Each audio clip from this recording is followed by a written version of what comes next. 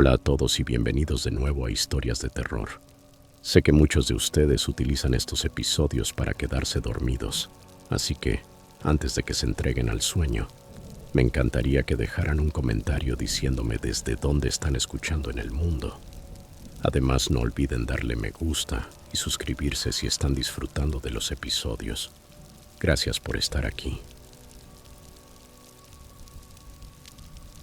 Historia 1. Llevo casi 30 años en la carretera. Con el tiempo se convierte en parte de ti, como una extraña calma que se instala después de tantos años repitiendo el mismo ciclo. Conducir, detenerse, dormir y volver a empezar. Aprendes a conocer los caminos como si fueran viejos amigos. Sabes en qué paradas hay comida decente, qué áreas de descanso es mejor evitar por ser demasiado inseguras y, sobre todo, aprendes a estar solo. No solo a tolerar la soledad, sino a apreciarla y a protegerla. Ese tipo de aislamiento se te mete en los huesos. Te enseña a seguir tus corazonadas y a no dudar nunca de ellas. Era a principios de diciembre de 2019. Dakota del Sur ya estaba cubierta de nieve hasta las rodillas y acababa de terminar un viaje largo desde Kansas City. Mi camión transportaba una carga pesada de rollos de acero y me dirigía rumbo a Billings. Las carreteras estaban aceptables, pero el pronóstico anunciaba ráfagas de viento y temperaturas heladas durante la noche. Así que opté por detenerme antes de lo planeado y no arriesgarme. Encontré un área de descanso justo saliendo de la autopista I-90, a las afueras de Rapid City, lo suficientemente retirada para estar tranquila, pero con buena iluminación y en condiciones limpias. Solo había otro tráiler estacionado al fondo, con el motor apagado. Me ubiqué en un espacio cerca del edificio, con el frente hacia la autopista. Puse los frenos, hice una rápida inspección alrededor del camión. Todo en orden. La nieve caía más fuerte de lo que esperaba, con ráfagas que cruzaban el estacionamiento en diagonal, iluminadas por las luces. Ya dentro de la cabina, encendí la pequeña hornilla del tablero y calenté una lata de estofado de carne. Bajé un poco las ventanas para ventilar, me envolví en mi franela y mi sudadera con capucha y comí directamente de la lata mientras el radio murmuraba estática y algo de música country en una vieja emisora AM. Todo era tranquilo, familiar, hasta que dejó de serlo. Entonces se escuchó el golpe. Segundo, apurado, en la puerta del lado del conductor. Me quedé congelado medio segundo. No era un toque casual. Sonaba desesperado, torpe y fuerte, retumbando en el frío. Corrí un poco la cortina y pude verla. Una adolescente. No tendría más de 16 años. El cabello empapado, pegado a la cara. Golpeaba con ambas manos la puerta, gritando algo que no logré entender. Bajé la ventana apenas una rendija. «Por favor», jadeó. «Déjame entrar». Él viene detrás de mí. Miré a mi alrededor, hacia la oscuridad tras ella. Solo había nieve y sombras en la carretera.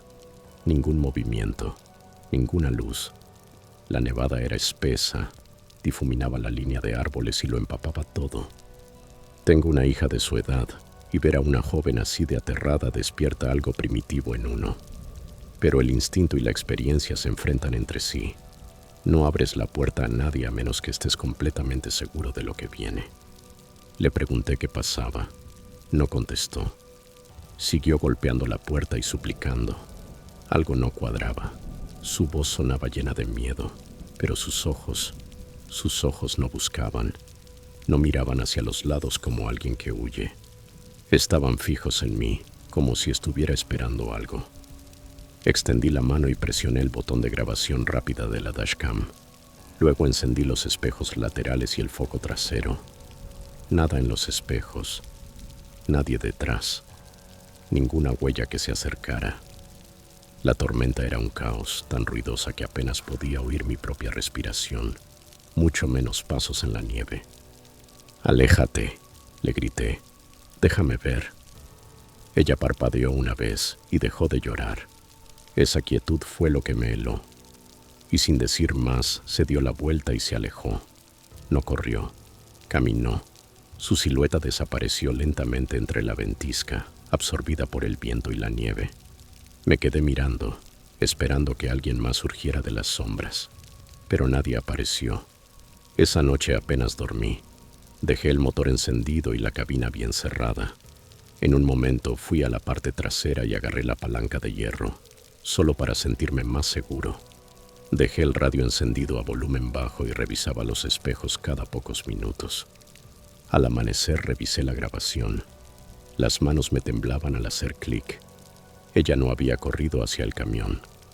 La cámara la captó caminando con calma hacia el vehículo, como si estuviera dando un paseo.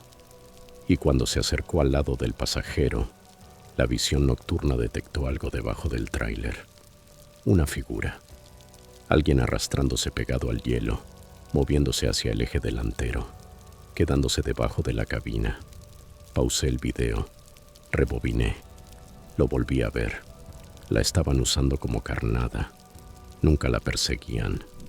Ella era la distracción. Avisé a la policía estatal. Me reuní con ellos en el próximo punto de control. Les entregué la grabación. Lo tomaron en serio. Dijeron que habían recibido reportes similares durante el último año, sobre todo en épocas de frío. Una persona llama la atención del conductor. Él abre la puerta y otro lo embosca desde un punto ciego. Me preguntaron si logré ver alguna matrícula, pero no. La chica no había salido de ningún vehículo. No había autos en el estacionamiento. Y quien estaba debajo de mi tráiler había salido del encuadre antes de que pudiera captarlo con claridad. Nunca atraparon a nadie. El video se compartió en algunos foros de camioneros. Varios dijeron haber visto situaciones parecidas. Uno juró que lo siguieron tras salir de una parada, después de que una chica trató de hacerle señas en medio de la lluvia. Otro contó que vio a alguien salir arrastrándose de debajo de un remolque y perderse entre los árboles. Después de esa noche instalé sensores de movimiento debajo del camión y cámaras exteriores con visión infrarroja. Ahora no me detengo a dormir a menos que haya cámaras de seguridad o algún otro conductor cerca. No importa cuán agotado esté, prefiero conducir 11 horas seguidas antes que dormir a ciegas. He atravesado tormentas de nieve, he visto camiones volcados, robos, tipos fuera de sí a las 3 de la madrugada en estaciones de servicio. Pero esa noche, en las afueras de Rapid City, esa es la que más regresa cuando cierro los ojos, porque ya he enfrentado climas extremos antes, pero aquella vez no estaba luchando contra el clima, estaba enfrentando algo peor. Historia 2. Casi 8 años transportando cargas en plataforma, siempre sola. Hay mucho orgullo en eso. Aprendes a manejar el estrés, el peso, la soledad. Desarrollas una piel dura y una especie de sexto sentido para detectar a las personas y los lugares, especialmente siendo mujer, recorriendo rutas secundarias que la mayoría evitaría incluso durante el día. Aprendes a pasar desapercibida, a descifrar el diseño de una parada de camiones en cuestión de segundos y a comportarte como si siempre supieras exactamente lo que estás haciendo, aunque por dentro tengas el estómago hecho un nudo. Estaba en el este de Texas, en algún punto entre Nacogdoches y Jasper. Acababa de hacer una entrega y conducía sin carga hacia mi próxima recogida, cerca de la frontera con Luisiana. Era julio de 2021, uno de esos días en que el aire se siente denso incluso desde temprano. El cielo tenía ese tono grisáceo pálido y sudoroso, y las chicharras ya gritaban al mediodía. Ese tipo de calor que se adhiere a tu piel sin importar lo que diga el pronóstico. Decían que se avecinaba una tormenta, y parecía que hasta los árboles lo sabían. Todo estaba demasiado quieto. Incluso los pájaros habían enmudecido. Eran pasadas las 4:30 de la tarde cuando la vi, o al menos eso creí. Hay un tramo de carretera por ahí, una vía angosta de 2 carriles, sin arcén real, sin tráfico, sin casas a la vista en millas. Yo debía estar a unas 15 millas de la carretera principal cuando noté una figura desplomada en la cuneta, al borde derecho del camino. Al principio pensé que era un venado, pero al acercarme, me di cuenta de que era una mujer, con las rodillas recogidas contra el pecho, el cabello oscuro cubriéndole el rostro. No se movía. Parecía estar llorando, con los hombros temblando. Recuerdo cómo tenía los brazos rodeando sus piernas, con una fuerza suficiente como para que pareciera real. Reduje la velocidad, me incliné hacia el asiento del pasajero y bajé la ventana. «Hola», le grité. «¿Estás bien?» Silencio total. Avancé un poco más y me detuve a unos 6 metros de ella. Encendí las luces de emergencia, tomé mi teléfono, dejé el motor encendido y bajé del camión. Me repetía que tal vez era alguien que había tenido un accidente, alguien que necesitaba ayuda pero no podía hablar. Aún así llevaba la mano cerrada sobre el mango de mi navaja mientras pisaba el asfalto. Apenas puse un pie sobre el césped, sentí un escalofrío recorriéndome. Algo no encajaba. Avancé con cuidado. El pasto estaba resbaloso por una llovizna anterior, lleno de maleza y enredaderas. Cuando estuve a unos 3 metros de ella, noté su cabello. No se movía, ni una oscilación por el viento. Y su piel, demasiado blanca, antinatural. La postura era demasiado rígida, demasiado forzada. Y entonces lo vi, el cuero cabelludo, la línea donde la peluca estaba adherida. No era una mujer, era un maniquí. No tuve tiempo de procesarlo. Crack, una rama se rompió detrás de mí. Me giré justo a tiempo para ver a un hombre salir corriendo desde el borde del bosque, lanzándose directo hacia mí. Vestía ropa oscura, el rostro manchado de barro, parcialmente cubierto por la capucha de una sudadera. En una mano sostenía algo metálico que brillaba, un tubo o tal vez una palanca. Corrí. No hubo tiempo para gritar ni para pensar, solo pura adrenalina. Alcancé el camión, me impulsé con el pasamanos del lado del conductor y cerré la puerta de un golpe, justo cuando él la alcanzaba. Sus dedos arañaron el cristal. Pude ver el blanco de sus ojos, salvajes y fijos en los míos. Golpeó con fuerza la puerta una sola vez, y luego se dio la vuelta y se internó de nuevo entre los árboles. Fue como si supiera que había perdido su oportunidad y no quiso perder más tiempo. Puse la caja en marcha y aceleré con fuerza, las ruedas resbalando sobre la grava mientras el camión derrapaba un poco al reincorporarse a la carretera. Revisé los espejos una y otra vez, esperando que algún vehículo saliera de los árboles tras de mí, pero no vi a nadie. No me detuve hasta llegar a una gasolinera unos 30 minutos más adelante, de esas antiguas con luces que parpadean y una sola bomba. Mis manos temblaban tanto que apenas podía marcar el número de emergencias. Permanecí dentro de la cabina, con el motor encendido, hasta que llegaron los agentes. 2 alguaciles del condado llegaron unos 40 minutos después. Tomaron mi declaración. Les mostré la grabación de la dashcam, que por suerte captó parte del incidente. El momento en que me detuve, el instante en que corrí de regreso. El rostro del hombre estaba demasiado cubierto para ser identificado, pero en el video se veía con claridad al maniquí. Volvieron a esa zona para inspeccionarla y me llamaron al día siguiente. Confirmaron que era en efecto un maniquí. Vestía jeans rasgados, una sudadera con capucha y una peluca pegada con adhesivo. No tenía huellas digitales ni identificación, pero estaba lo suficientemente detallado como para engañar a distancia. Cerca del límite del bosque encontraron huellas de neumáticos, 2 juegos diferentes, latas de cerveza tiradas y un bote usado de gas pimienta. Todo indicaba que quien organizó esto ya lo había hecho antes y seguramente lo intentaría de nuevo. Me dijeron que no era la primera. 2 meses antes, otro conductor reportó la misma situación en el mismo lugar, pero él no se bajó. Simplemente redujo la velocidad y siguió, al notar que la figura no reaccionaba. También avisó a la policía, pero cuando llegaron la cuneta estaba vacía. Nunca atraparon a nadie. Tampoco se sabe si se trata de un solo agresor o de varios. Podría ser un habitante local o alguien que acecha esa carretera cuando cree que puede aprovechar la oportunidad. Lo que sea, sabía lo que hacía. Después de eso empecé a llevar una barra metálica bajo el asiento y coloqué un nuevo sistema de seguridad en ambas puertas. Añadí luces con sensor de movimiento a los costados de la cabina e instalé un sistema personal de GPS con botón de alerta que mi hermana insistió en comprarme. Ahora cada vez que me detengo, estaciono con el frente hacia afuera y cuando camino alrededor del tráiler, siempre llevo una linterna, incluso en pleno día.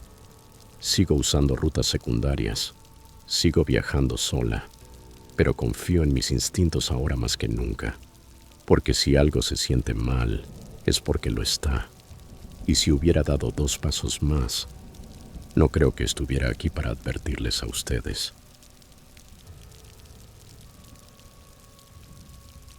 Historia 3. Llevo más de una década en el rubro logístico, principalmente transportando cargas especiales para clientes bajo contrato. No soy novato. Sé cómo revisar un manifiesto, calcular el peso por eje con los ojos cerrados, y he estructurado toda mi rutina en torno a 3 principios: llegar temprano, estar alerta y ser precavido. Las rutas cambian constantemente, pero la mentalidad nunca. Y cuando estás descargando mercancía a las 2 de la madrugada en un estacionamiento mal iluminado a las afueras de Stockton, esa mentalidad es la que te mantiene con vida. Esa noche aprendí cuán delgada es la línea que separa el control del caos. Era martes por la noche, principios de otoño. Tenía programada una entrega parcial en un distribuidor regional, en el borde de un parque industrial en las afueras de la ciudad. Una operación rutinaria, el tipo de lugar que parece un laberinto de rejas de alambre y farolas de sodio. El GPS me indicó que había llegado a la entrada trasera del lote de carga a las 2:07 de la mañana, un poco retrasado por unos retenes cerca de Sacramento. Nada fuera de lo normal.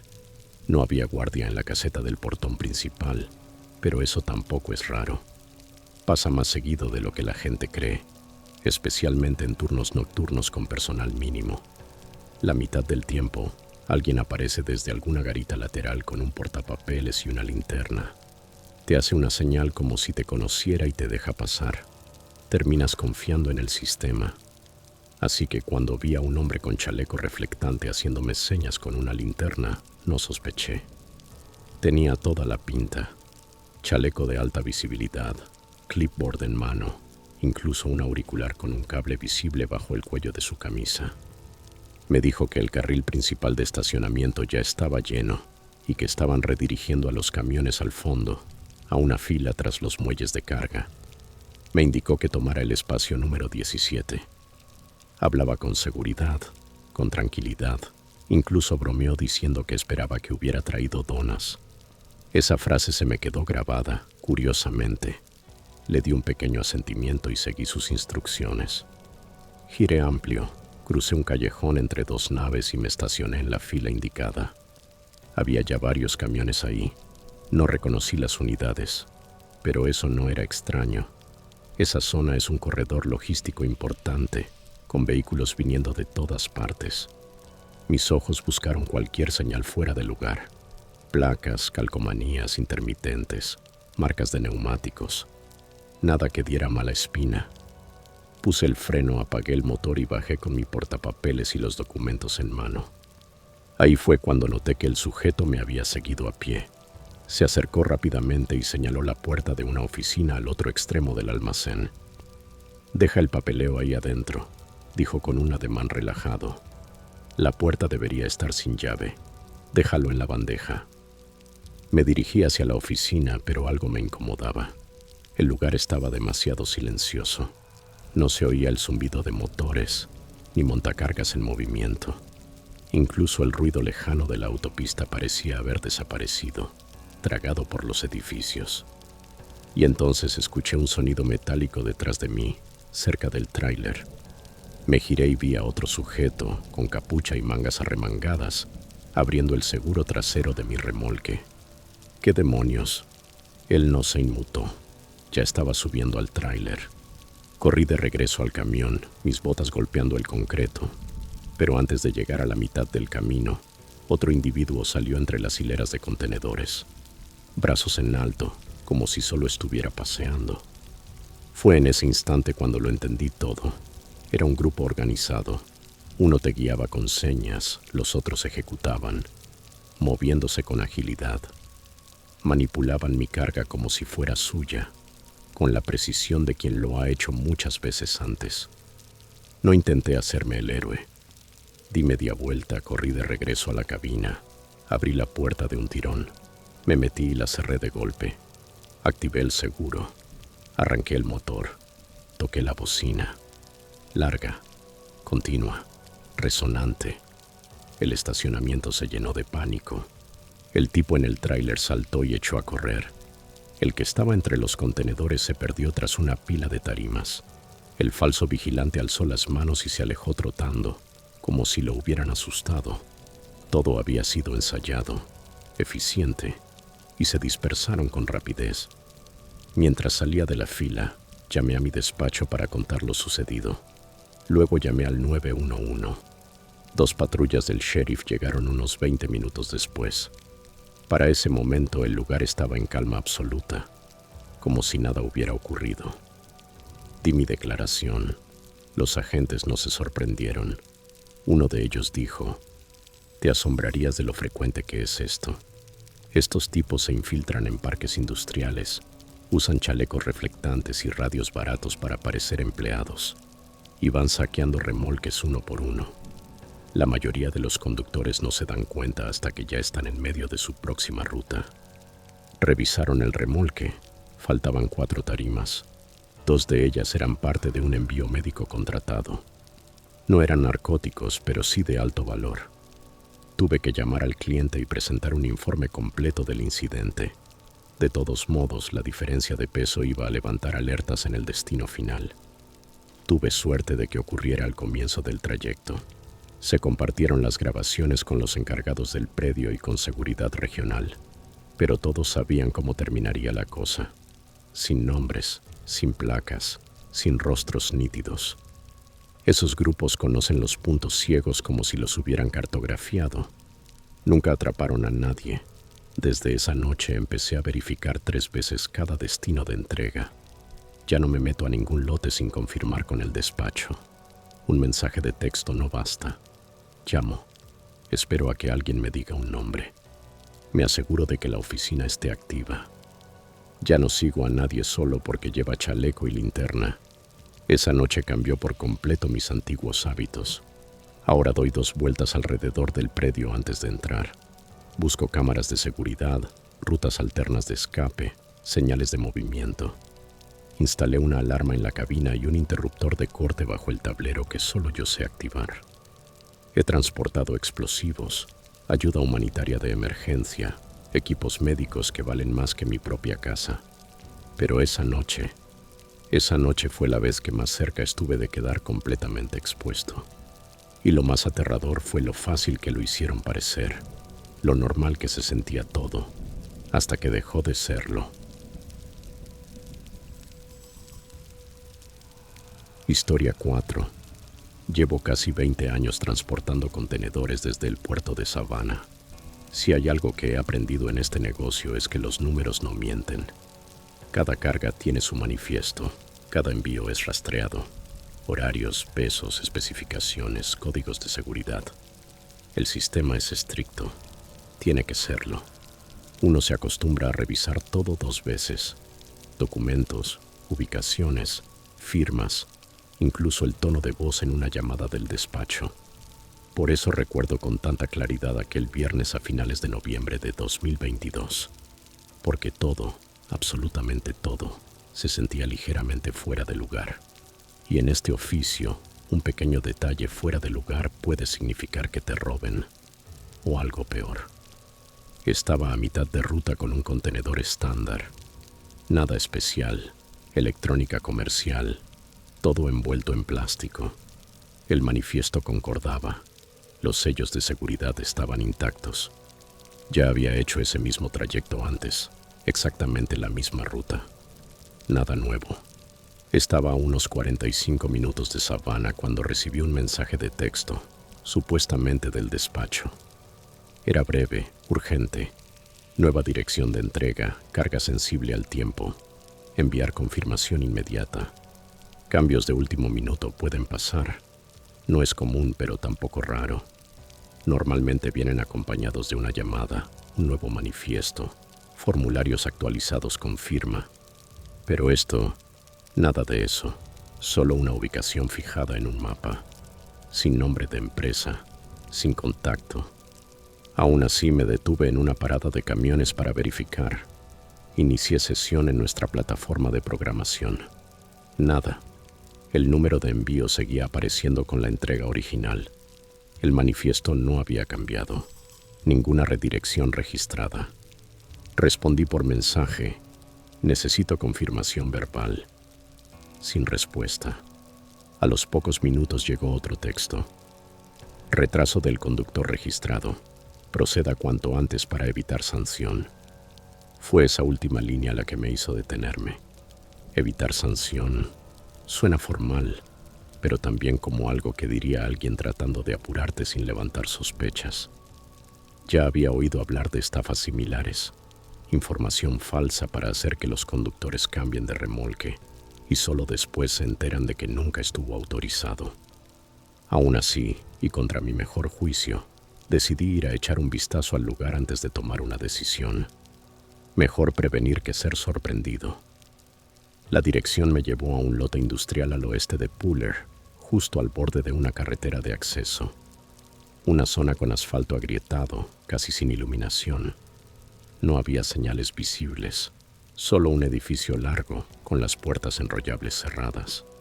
Una única luz encendida en la parte trasera. Me acerqué despacio. Ni siquiera había apagado el motor cuando dos hombres salieron caminando, como si me hubieran estado esperando. Uno era alto, calvo, y ya tenía una montacargas encendida. El otro llevaba una sudadera naranja brillante, sin logotipo. Eso en sí no era raro, pero no tenían identificaciones, ni placas, ni portapapeles, ni lectores de manifiesto.